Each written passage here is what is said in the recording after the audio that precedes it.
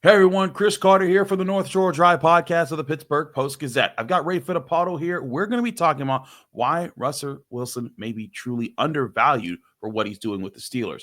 Also, two former Ravens playing for the Steelers, and Patrick Queen and DeShon Elliott, two former Steelers playing for the Ravens, and Deontay Johnson and Arthur Maulet, who has the advantage there, and what's Patrick Queen been doing better for Pittsburgh. And we'll be talking about the Steelers tight ends and why they're not getting used as much. Is that a problem? All here on the North Shore Drive podcast from the Pittsburgh Post-Gazette. Let's get into it.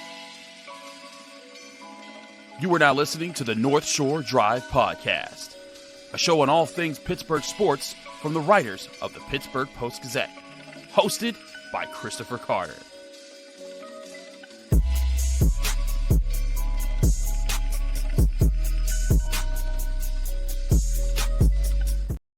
Hello and welcome to the North Shore Drive podcast from the Pittsburgh Post-Gazette. I'm your host, Chris Carter, joined today by Ray Fittipaldo, one of our great Steelers beat writers here at the Pittsburgh Post-Gazette. As always, you can find the show on your favorite podcasting apps and on YouTube.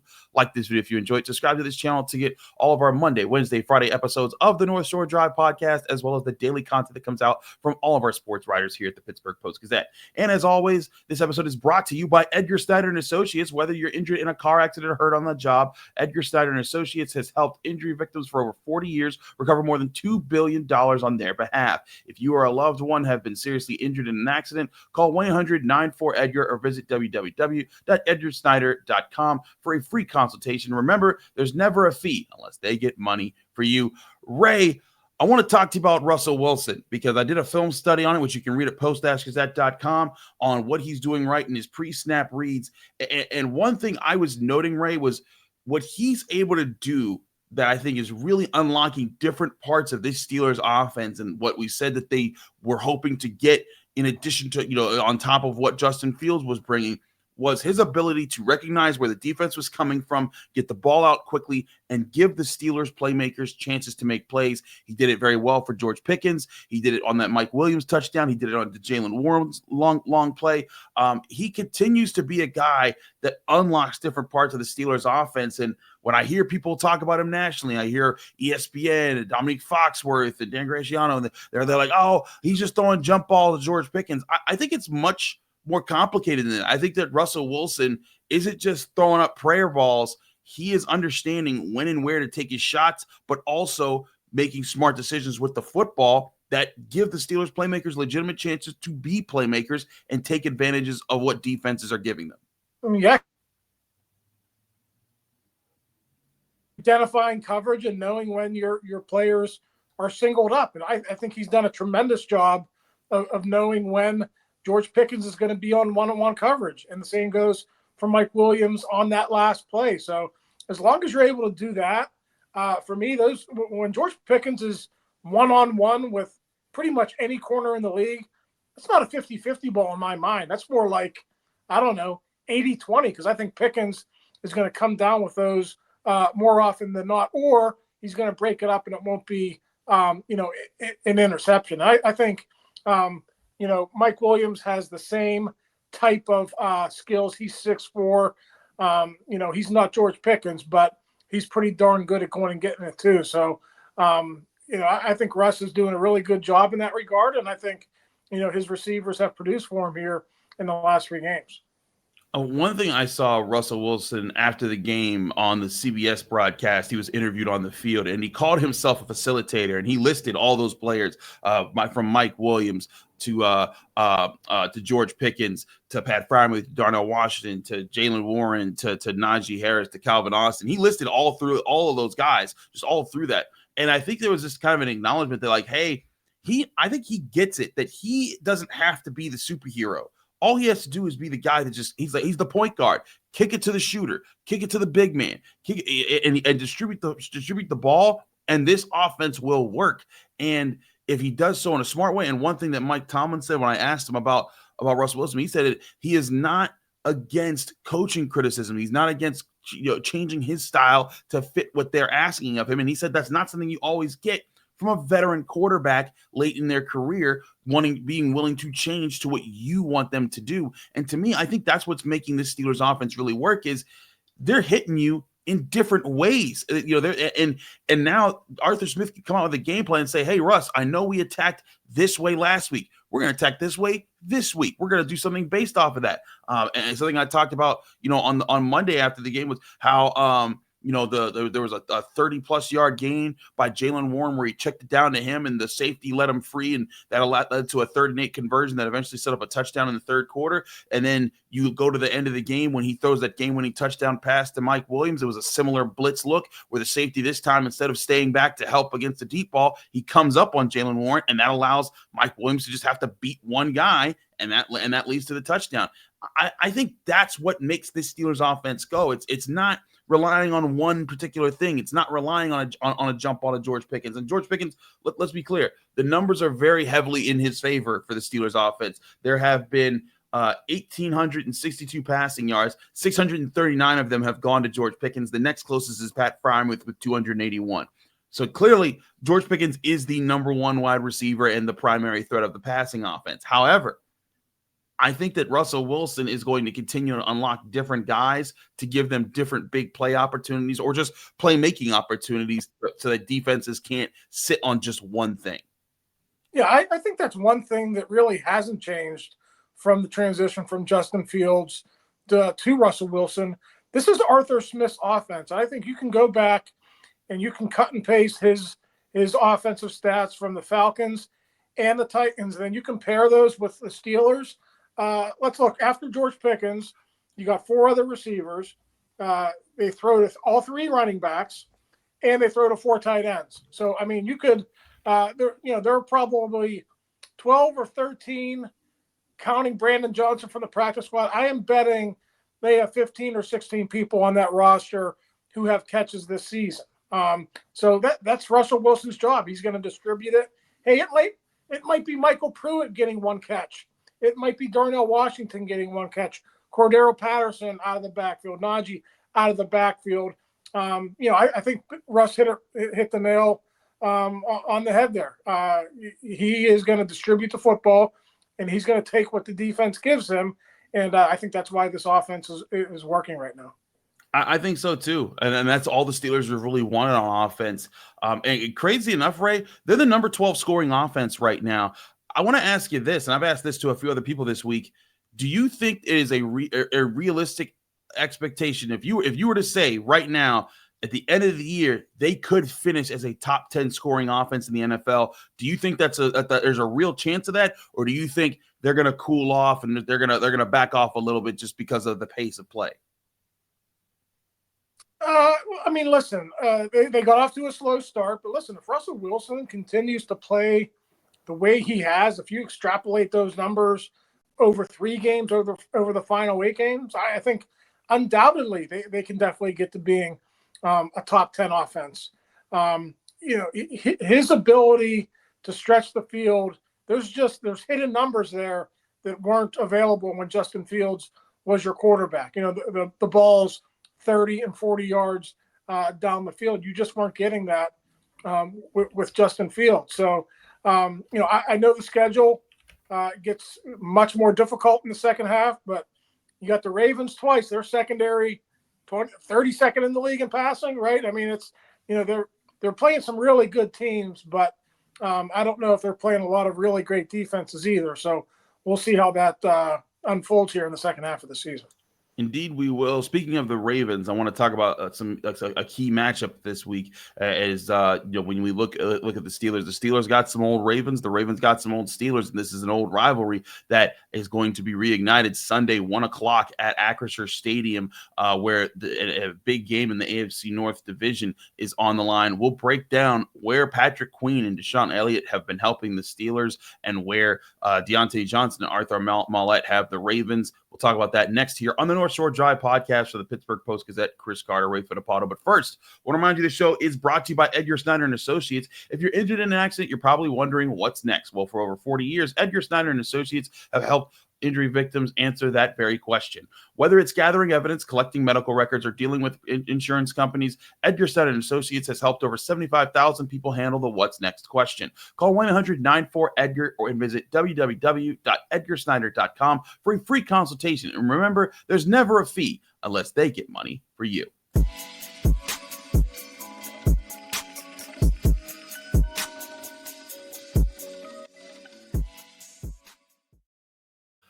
Back here on the North Shore Drive podcast from the Pittsburgh Post-Gazette, Chris Carter, Ray Fittipaldo. Ray, we look at the Steelers defense, and two of the primary free agent additions came in who were former Ravens. They've been starters all year, and that's been, of course, Patrick Queen and DeShon Elliott, who play at linebacker and safety.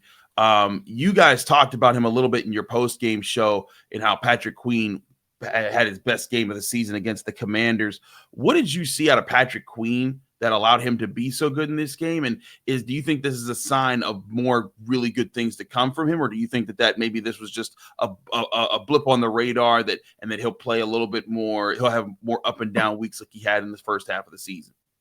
Well, I think his comfortability in this defense is really starting to show. And I think because he knows the defense better, he's just playing faster. And I think he led the team with 7 tackles. 2 were behind the line of scrimmage. He just made a beeline for guys. And he diagnosed the play, and he got after it. So I don't think we're going to go back to, the up and down roller coaster that we saw early in the season with him. All along, Mike Tomlin and Terrell Austin kept saying, he's the hub of communication. He's got to get other people lined up. That takes a little while, for him to get used to. But now that he is used to it, it seems like everything is second nature now. And when a guy with his speed and his hitting ability can play fast and you can run the way he does, I think the production is just going to continue to go up for him. No, I agree. When you look at his athletic profile, I mean, there was that one play where Jaden Daniels ran the QB option. He had the sideline, and Patrick Queen. It was just him and Patrick Queen just chased him down. Could have been a 10-yard gain, a 3-yard gain, and it was a rather spectacular play. He also broke up a 3rd down pass, and then you throw in DeShon Elliott, who we have noted all season has had a very good season for the Steelers at strong safety. And to me, it kind of feels like they brought some of the edge that the Ravens defense had for years and added it to a Steelers defense that already had a lot of edge to it. And it's really, I think, fit in well in the middle of the Steelers defense. Yeah, not only is he a hard hitter, but he's a short tackler, Chris. And I think they're utilizing him really well. They're not asking him to match up in coverage and to, try to cover different receivers and tight ends. I mean, he could do that a little bit, but he's a downhill player in their run defense. And I think that's where you're going to see him and his strengths come to the forefront. And even when he's in pass coverage, he can come up, he can make that stick. And a lot of times guys are not getting a lot of yards after the catch. So he's been really, really good. I think the safety play overall, we talk about Minka and the lack of turnovers.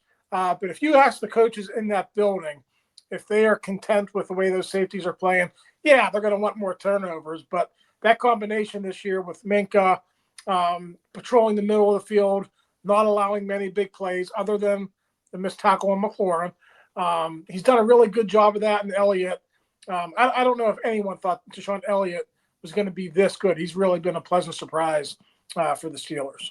I agree. He's been a pleasant surprise, and it's been something the Steelers have looked forward to. Let's flip the script over here to the Ravens. Mike Tomlin said a kind of statement that perked up a lot of people's ears, and that he hasn't really thought much of Deontay Johnson in the Ravens offense. Now, I know that reading that on a transcript or seeing that, it's going to be like, oh man, he's saying that he's not really worried about Deontay Johnson. I think, Ray, he was more so just saying, like, look, that offense has a lot of threats. In 2 games, he hasn't really had to do a whole lot on the offense. What was your interpretation of how he meant that, and where Deontay Johnson, if Deontay Johnson still poses a threat in this Ravens offense? Yeah, I mean, you were in the room with me, Chris. I didn't really think twice about it. I think when you have to defend Andrews and Likely and Zay Flowers and Bateman and Derrick Henry, a guy who has been there for 2 weeks, and I don't think he has a catch yet, right? I don't think Deontay has. He has a catch, but it was at the end of the first half when he tried to run out of bounds and got tackled by Mike Hilton, and then the clock ran out. Okay, yeah. So 1 catch. I don't know how many targets. He is not a big part of that offense. Listen, maybe that's going to change. But when Mike said he's not on their video a lot, it's because he's not on their video a lot. He's not doing much. So I know that got a lot of play, and maybe it'll be bulletin board material in Baltimore, but I don't think Mike intended it for the way some people are reading into that. I agree there, but you look at Deontay Johnson, Arthur Maulet's also part of their secondary. I think that if you were to take which team is getting more out of the other team's former players, I think the Steelers are an obvious thing here because Arthur Maulet's a backup nickelback for the Ravens right now, and the Ravens secondary, like you said, they're giving up the most passing yards in the NFL. Now, Mike Tomlin also said that part of that's circumstantial with what they're going up against, and because they put up a lot of points, other teams have to throw the ball, and that's very much true. But this is a Ravens pass defense that was supposed to be a lot better than it is, and it could be missing Kyle Hamilton, who might be their best player on the entire defense. Yeah, that's going to be an injury to watch this week. Kyle Hamilton is so good because he's such a smart football player. Yeah. Chris, remember coming out of college, he was a 4.8 40 guy. Mm-hmm.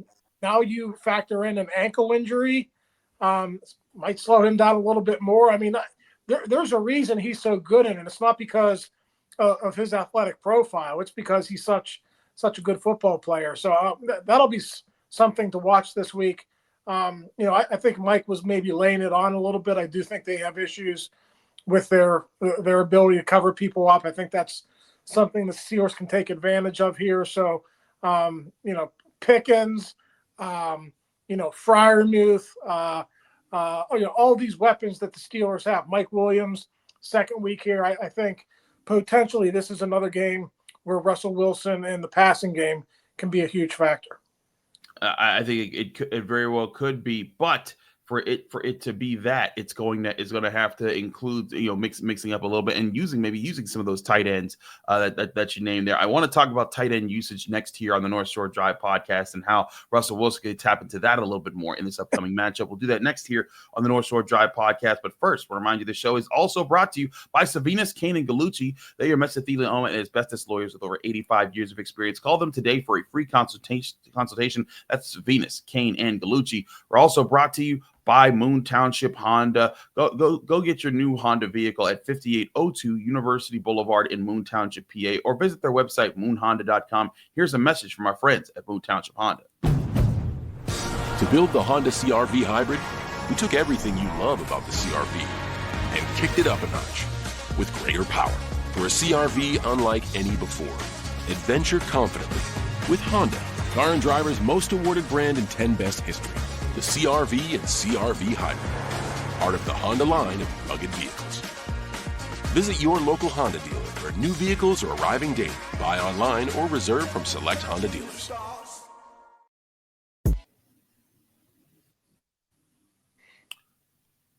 Back here on the North Shore Drive podcast on the Pittsburgh Post-Gazette, Chris Carter, Ray Fittipaldo. Ray, let's talk about this. Let's talk about the Steelers' usage of tight ends. As I said before, George Pickens, it had 639 receiving yards. That is the most on the Steelers receiving list right now. The next closest is Pat Freiermuth with 281. So you're seeing a huge chunk of the Steelers passing offense go through George Pickens. But when you look at the breakdown here, they have 11 passing touchdowns on the year. 5 of them have gone to the Steelers tight end. So it seems like they're using them in the red zone. Pat Freiermuth had a red zone touchdown in this game, but not a lot of yards. What have you seen in how they're choosing to use the tight ends? And I know it's been just 3 games for Russell Wilson, but it seems like the tight ends are more so like a red zone option or a short space option than they are an exclusive option in the Steelers offense.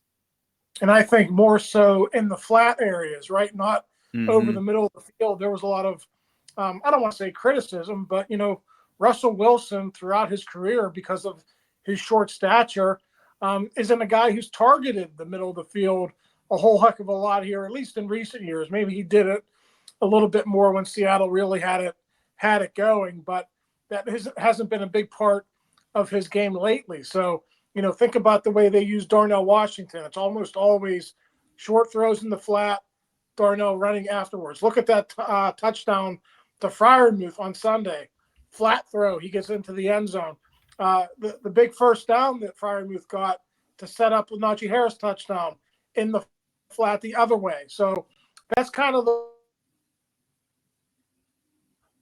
game or anything like that. To me, you're paying Pat Freiermuth all this money now on this extension. Eventually, you're going to have to get more production out of him. But to your point, when you look at it as a totality, they are producing in the red zone, and they are a big part of this passing game. I think that they're a big part in finishing drives, but to your point, I think they can also be a big part of getting in between the 20s, like getting to the 20-yard line and getting in the red zone and maybe eating up some more of those yards. Like Darnell Washington, like for example, you talked about how hitting him in the flat when he's just uncovered. That guy is athletic. When he turns upfield, he's dangerous, right? He runs over people. He can leap over people, and he can quickly build up momentum. And then you have Pat Freiermuth, who runs really crisp routes. Who, if you are spending extra people guarding him, then those are bodies that you don't have guarding George Pickens or Mike Williams or Calvin Austin, and that can lead to big plays elsewhere. So most likely, you're spending more of your defense and trying to stop Pickens on the outside. Pat Freiermuth is going to get a lot of one-on-ones, and I was looking this up. The Ravens have allowed 63 receptions to tight ends this year. That is the most in the NFL. They've allowed 680 receiving yards to tight ends. That's third most in the NFL. This could be a week to truly unlock the tight ends against this Ravens defense. Yeah, and it would be nice to see for Freiermuth, because I think we all know that the potential is there. They are paying him, like he's a top 10 or top 12 tight end in this league, and I think he can be, and I think he will be eventually a bigger part of this passing game. Listen, this is only going to be Russell Wilson's fourth start. He unlocked George Pickens right away. That was almost a natural thing that happened between them. I think eventually you're going to see that chemistry, and you'll see that rhythm with Pat Freiermuth as well. It just hasn't happened, I don't think, as quickly as a lot of people maybe hoped or anticipated. And I also think that Pat Freiermuth is kind of an acknowledged leader of this offense. You're around this locker room. You're around these practices a lot, Ray.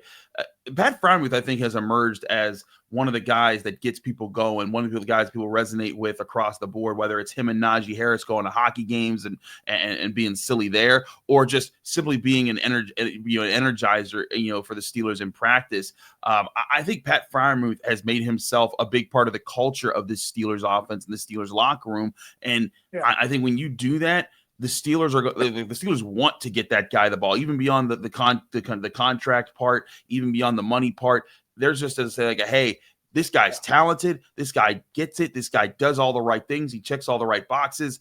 There's going to be days for this guy to eat in this offense.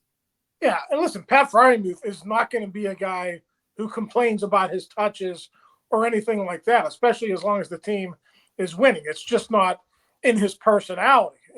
I could never see Pat Freiermuth doing that. So, yeah, I agree with you. He's a really good team player. He is one of the young leaders on that team. Really, one of the leaders. I won't even, identify him as a younger player anymore because he's in year 4 here. So that's the exciting thing about the Steelers' offense, Chris. Is you see what's happening with Pickens now, but there's more.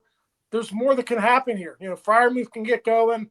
I think there's a lot of potential for Mike Williams to be more than what he was in that first game. I could see him getting more involved here. So, we talked last segment or a couple segments ago about where this offense can potentially go. I think when you break it down and the way these weapons are being deployed, there's a lot more yards that can be had and a lot more points, I think, that can be had as well. I agree. There's points on the board. There's yards on the board. And let's also not forget the Steelers also have two other guys at tight end, Connor Hayward and Michael Pruitt, who they're not going to be features of the offense, but they're going to be some of those safety valves for Russell Wilson on some of those plays where he's going to say, hey, you know what? Oh, you took away this and you took away that. Now we're going to be able to check it down here. And again, that's where I think Russell Wilson has been the best part of him for the Steelers is his ability to facilitate, his ability to say, hey, you know what? Defense is doubling George. Defense is all over Pat. Let's get it to this guy over here. And it's just going to be about understanding those situations and understanding how to respond to them. He has looked very prepared in how to counter those. And even if being prepared means simply throwing the ball away, he's been fine with that. And that's part of what you need to be fine with in this offense. But part of his facilitating, I think, will be getting the ball to those tight ends in the right spots to allow them to be part of that playmaking process and truly make defenses have to honor every single part of this Steelers offense, because when they do that, it makes it that much harder for you to predict and take away one particular thing and then actually have an impact on the offense. Because say you take away George Pickens and all of a sudden they're running the ball well. So they're running the ball well. You focus on stopping the run of George Pickens. Pat Freiermuth starts to eat. And then you try to go to Pat Freiermuth, then George Pickens opens up, or Mike Williams is a playmaker, or Darnell Washington's overlooked. That is the part that I think that bringing it full circle brings it back to Russell Wilson as a facilitator to make this whole thing work. Chris, look at it this way. He had, I think, undoubtedly his worst game of the three that he started. 50% completion rate, less than 200 yards passing, and they still scored 28 points. That ought to tell you something. I think that guy, and they fumbled at the 1 yard line. So, as long as Russ continues to see the game well and process the game well the way he is, this offense can score 28, 31, 34 points any given week. That's how well he's playing right now. He's Ray Fittipaldo. I'm Chris Carter. We're your reporters here at the Pittsburgh Post-Gazette. Ray, thanks so much for joining us here on the North Shore Drive podcast. And thank you all for joining us here on the North Shore Drive podcast. As always, you can find the show on your favorite podcasting apps and on YouTube. Like this video if you enjoy it. Subscribe to this channel to get all of our Monday, Wednesday, Friday episodes of the North Shore Drive podcast.